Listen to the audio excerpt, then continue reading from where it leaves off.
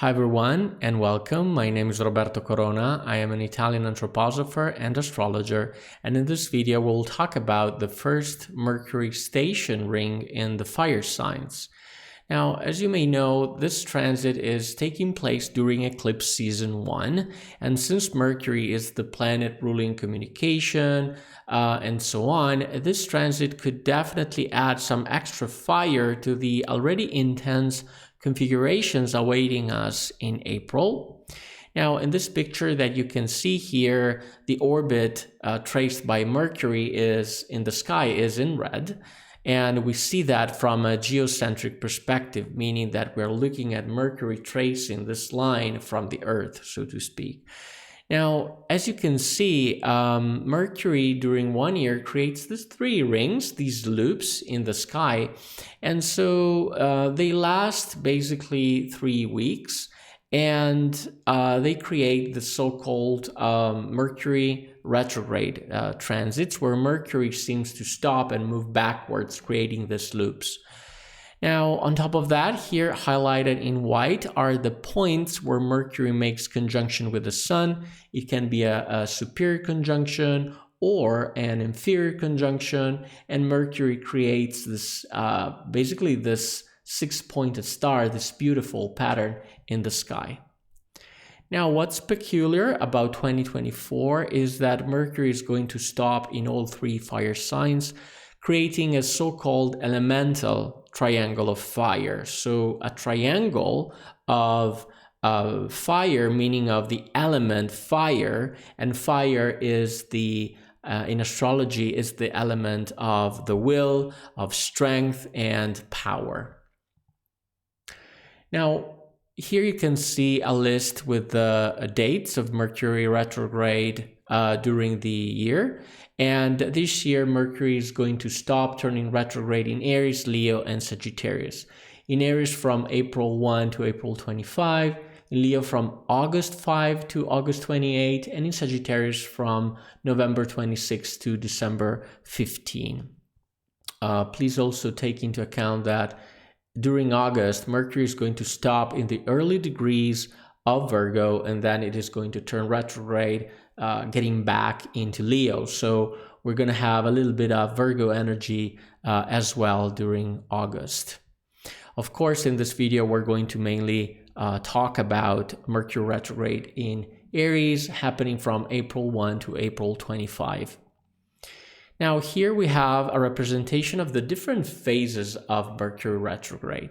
So we have here our Mercury entering the so-called shadow zone, which is the space between these 2 points that are the 2 stations that Mercury is going to make. Now, Mercury entered the shadow zone on March 19, and it is going to turn retrograde, reaching 27 degrees Aries on April 1st. Now, turning retrograde, it is going to start moving backwards, reaching again 15 degrees Aries, its second station. And then on April 25, it is going to be direct, however, still in the shadow zone, here in purple. So Mercury is going to move forward, leaving the shadow zone behind for good only starting in May 14. So in general, Mercury rules thinking, the mind, communication, networking, streets, public transportation, and for this reason, when it turns retrograde, it can create delays, slowdowns, and also misunderstandings. And this is because the cosmic mind turns inwardly and generates frustration whenever we want to insist on dealing with the outside world rather than the inside, because the mind, the cosmic mind, turns within. And so if we insist going that direction, Mercury is saying, no, what are you doing? You are supposed to start processing what's going on, right? The problem with that is that Mercury is in Aries. And Mercury in Aries represents speed. It is the speed of the mind, the speed of movement. And Aries is a zodiac sign that is very concerned with the outside world. So in general, we can expect haste and speed to become our biggest enemies here. So in general, the advice would be trying to slow down, take your time, take it easy, and so on, so that we are not sort of entangled in this Mercury retrograde in Aries rush. Especially because in Aries, Mercury can also lead to accidents. So please bear this in mind, because Mercury here is super fast and it's very easy making mistakes or, having communication issues because we are in this hurry, right? So we really need to try to slow down in order to cope with this transit. On a soul level, this Mercury could also lead to misunderstandings and arguments very easily. And this is because Aries is the zodiac sign of the warrior, right? So Mercury retrograde in the zodiac sign of the warrior, of course, is very suspicious, right? This also means that we are supposed to tame, so to speak, the fire element and processing it so that it doesn't get the better of our mind. And we really need to be attentive to becoming too suspicious as well. And I'm saying this because Aries, being a warrior, is the most suspicious zodiac sign of all. We also need to remember, though, that on a spiritual level, Mercury retrograde is a wonderful opportunity for introspection, for inner work, and shadow work too. And this energy allows us to turn our minds inwardly to better understand what's going on, to resolve internal rather than external issues. However, it must be said that Mercury retrograde in Aries makes inner work a little bit more difficult. And again, this is because Aries is the zodiac sign of the warrior. It tends towards the outside rather than the inside. And so it's not easy to stop an Aries, right? And you can imagine Mercury, which is super fast, trying to stop. It's very difficult to do that. Now, this is the chart of the first stationing of Mercury at 27 degrees Aries. Here it is. This is Mercury at 27 Aries. And as you can see, Mercury is making a wide square with Pluto. Not a big deal, in my opinion. However, in general, the effect of this square could lead us to confront lies, people lying to us. So keep that in mind. However, I don't think this is too relevant here because this square is reasonably wide and Mercury is like turning retrograde, leaving behind, so to speak, Pluto, but it's still there. Now, being in Aries, of course, Mercury is ruled by Mars, and Mars is here in conjunction with Saturn. And this means that issues relating to power and control will be part of this process. Now, why is that? Because Mars is the god of war and Saturn is the planet of control, and they are the two malefics. So you can expect whenever they touch to have a sort of struggle for power or control issues going on. And this is, of course, connected to communication because Mercury retrograde has to do with that, right? Now, from 27 degrees Aries, Mercury turns retrograde and start going backwards, making several conjunctions. First of all, with the sun, which of course happens all the time. By definition, we see in the sky Mercury like orbiting around the sun. And so Mercury getting retrograde is basically getting back to the sun and making this conjunction. And then Mercury is going to meet Venus too. And this is, by the way, the only conjunction that is very useful, which is going at least to try helping us in a way or in another. This is because Venus is a benefic planet. She's the goddess of love, the goddess of harmony. However, Venus is in Aries, and Venus in Aries is in detriment. Now, I know that here you can see Venus, she is still in Pisces, but Mercury is moving towards her, and so Venus is going to enter Aries and meeting halfway Mercury in Aries. So we're going to have Venus in detriment. So nothing too strong, but it is at least something because it is Venus, right? And Venus could help us being a little bit more diplomatic. And I'm saying a little bit because it is still a Venus in Aries, but still the only conjunction with a benefic that we can hope to have here from this chart. And finally, the most important aspect of this process is the conjunction between Mercury and the North Node, and you can see that better here.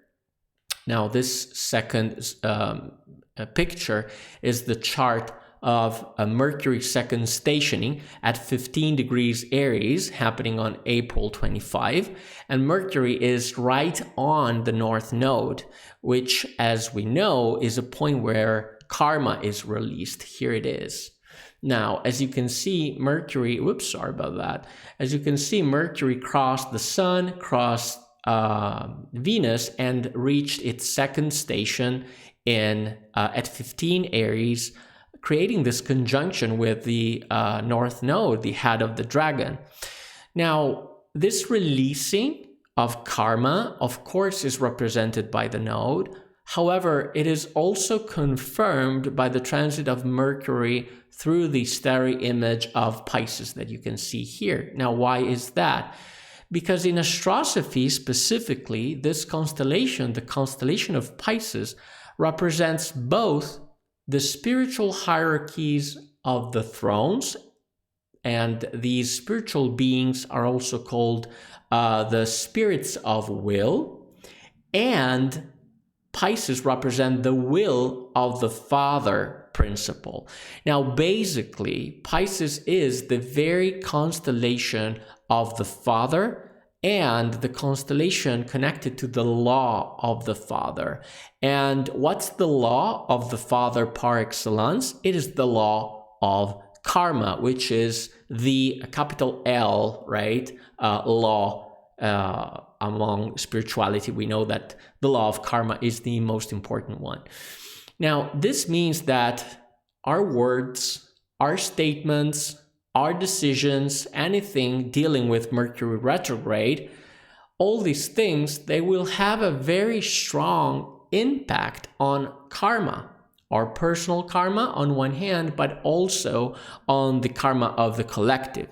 So please keep in mind that we are faced here with a very important passage, and reckless statements, especially by politicians, could lead us to a very dangerous scenarios, I would say.